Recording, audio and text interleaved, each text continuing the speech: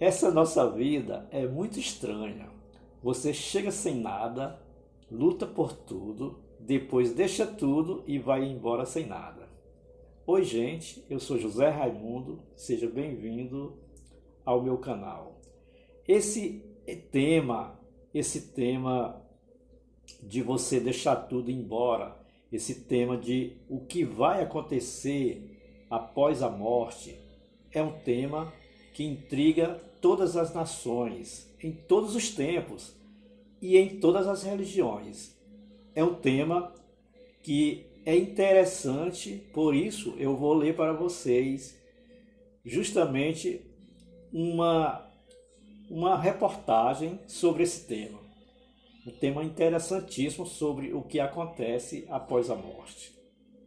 Veja só, poucos assuntos são capazes de surpreender tanto o interesse da humanidade como o tema deste vídeo, que é justamente a existência de vida após a morte.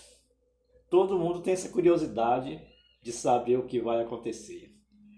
Há duas razões principais para que essa questão seja tão explorada em praticamente todas as culturas e em todas as épocas.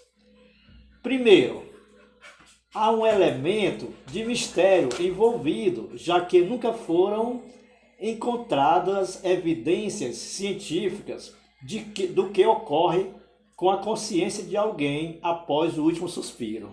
A pessoa morreu, deixou de existir.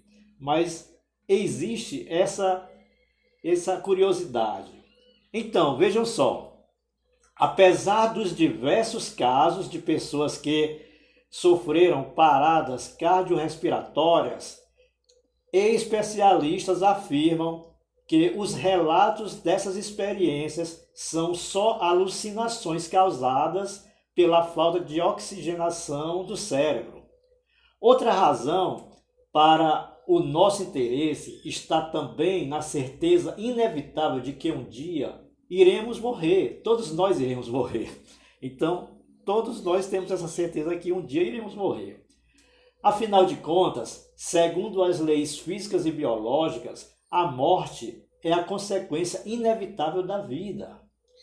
Por isso, nos identificamos tanto com esse tema e nos esforçamos para desvendar qual seria o próximo passo após essa barreira natural, que é a vida. Quando você passa dessa barreira da vida para outra vida, fica todo mundo curioso.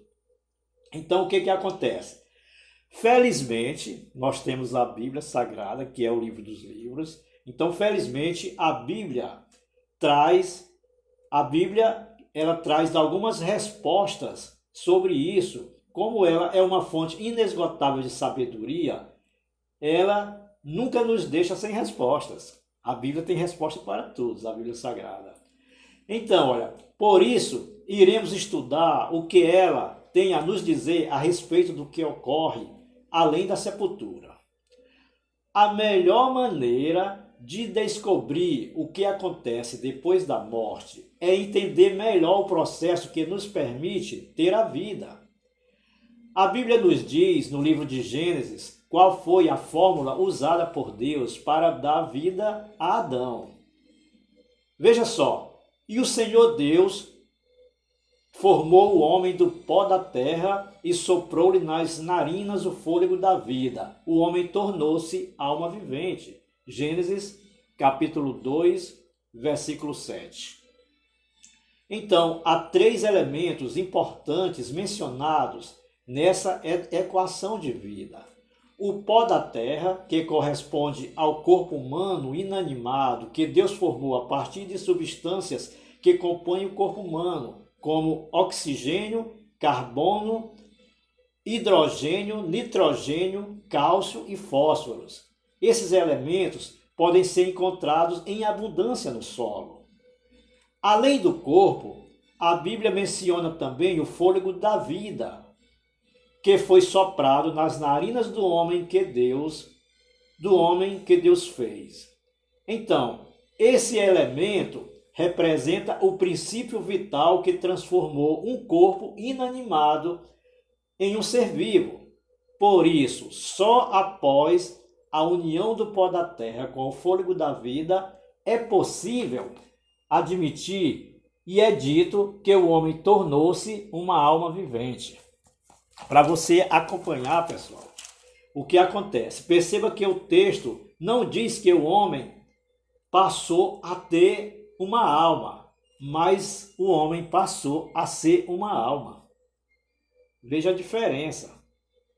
Então, a palavra hebraica para alma significa neplesh, que está sempre associada a um ser vivo, sendo traduzida, na maioria das vezes, como a palavra vida ou criatura. Isso significa que a ideia da alma na Bíblia não representa um espírito desencarnado, mas um ser consciente e capaz de tomar decisões.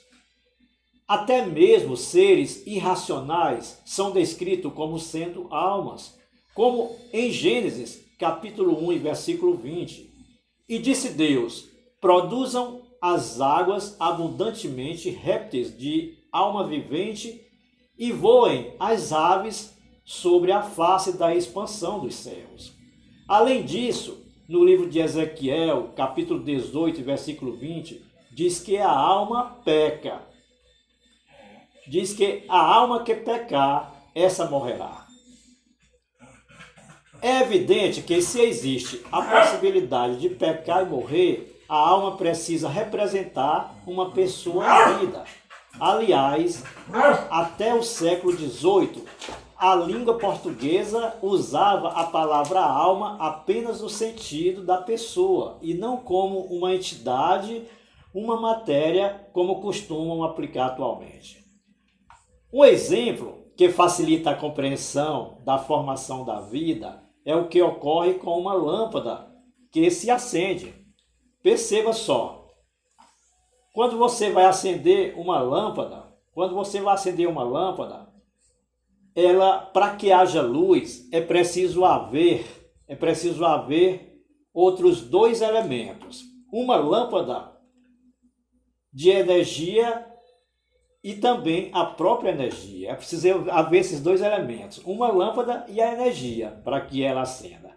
Quando esses dois fatores se unem, aí a lâmpada se acende e surge a luz. No caso da vida, os dois elementos são o pó da terra que Deus usou e o fôlego de Deus que ele aplicou no homem. Ou seja, a união do corpo inanimado com o fôlego da vida é que foi capaz de dar origem a um ser vivo que é a alma vivente. Vocês estão entendendo? Então, prosseguindo. E o que acontece quando morremos? Que é a grande questão, que é a grande curiosidade.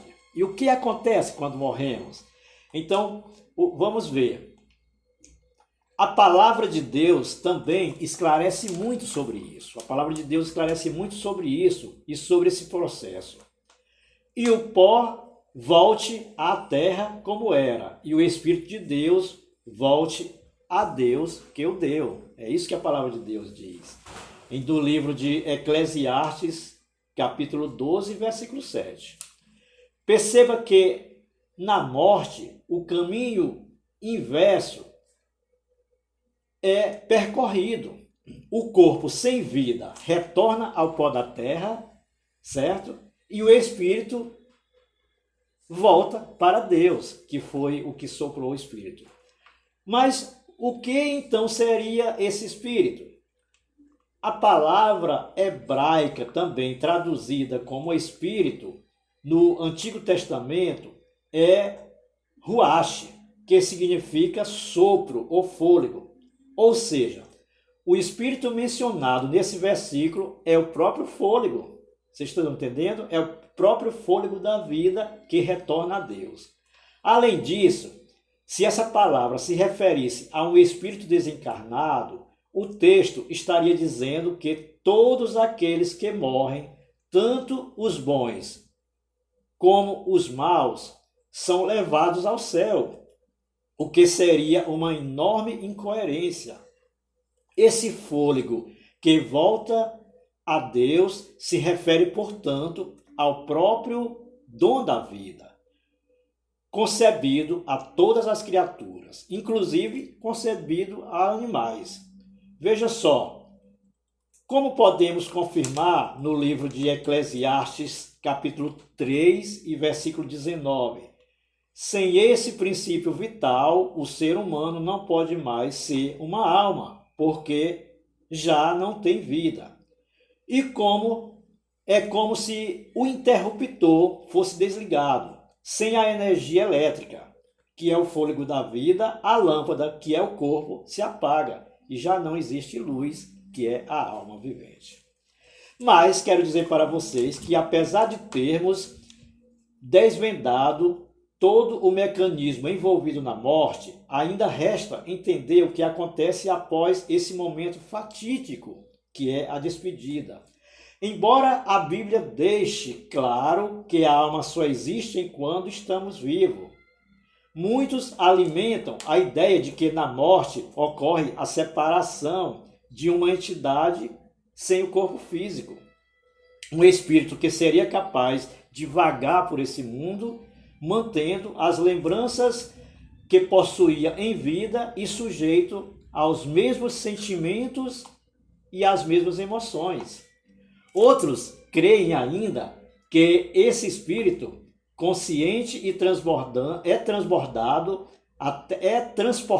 até o paraíso se a pessoa for uma pessoa boa, ou então será transportado até o inferno se a pessoa for uma pessoa má, permanecendo nesses locais por toda a eternidade. Essa também é uma teoria de pessoas que pensam assim. E também ainda existem, pessoal, aquelas pessoas que acreditam na ideia de que o espírito vai reencarnar em outra pessoa que acabou de nascer. A Bíblia, eu quero dizer para vocês que a Bíblia, no entanto, não apoia nenhum desses pontos de vista. A morte é inclusive apresentada na palavra de Deus como um estado de inconsciência total, em que o morto não é mais capaz de tomar decisões ou sentir emoções, e está totalmente alheio ao que acontece no mundo dos vivos.